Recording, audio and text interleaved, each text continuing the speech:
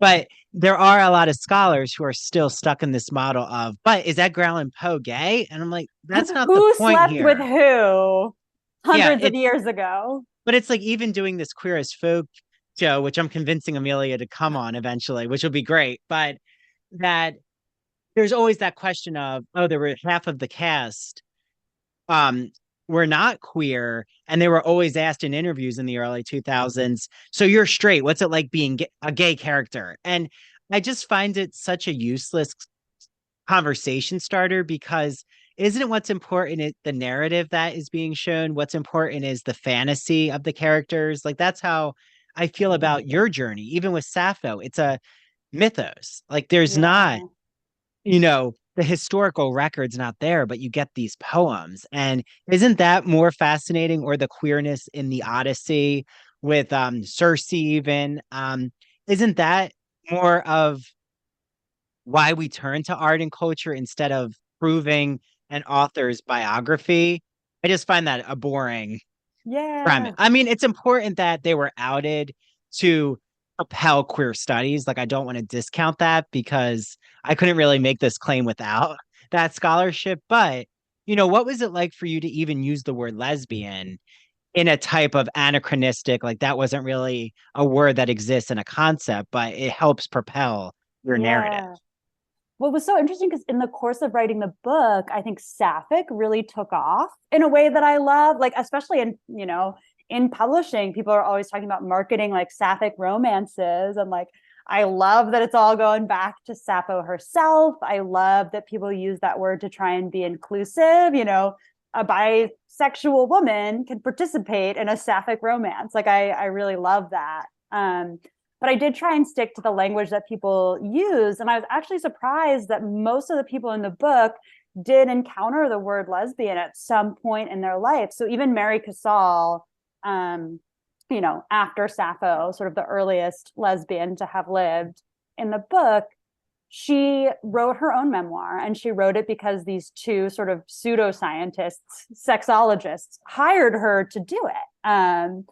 And she wrote it for them. We don't have the original manuscript. I mean, speaking of mythos, I'm like, I want to get my hands on that. What did it say? But there are letters between these two men, and they do kind of insult it. And one of the things that they say is they're like, the lesbian manuscript has arrived, and they're like, and it's kind of rough in places, which makes me feel very defensive of her.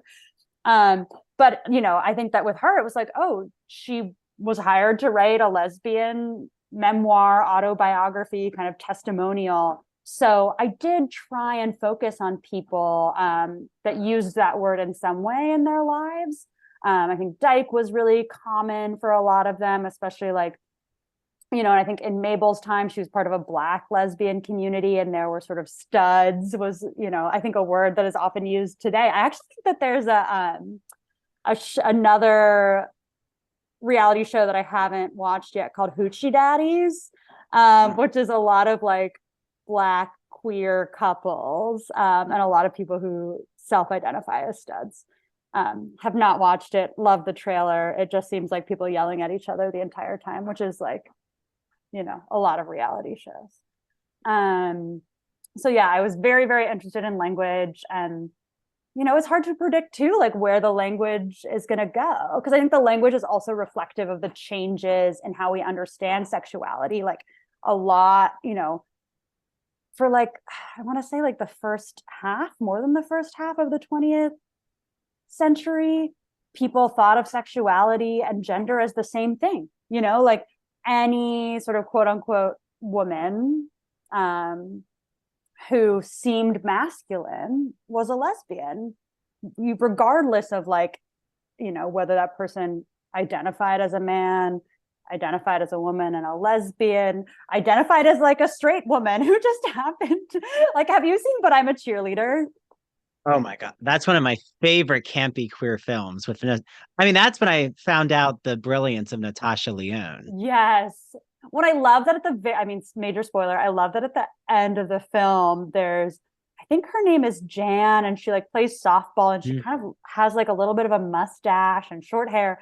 And at the end, she's just like, I love dick. Like, why did you put me in this conversion center? Like, just because I kind of tick off these stereotypical boxes doesn't mean that I'm like identify as a man or am a lesbian. And, you know, those nuances just, I think, only just started to be written about fairly recently, like, you know, the 80s and later.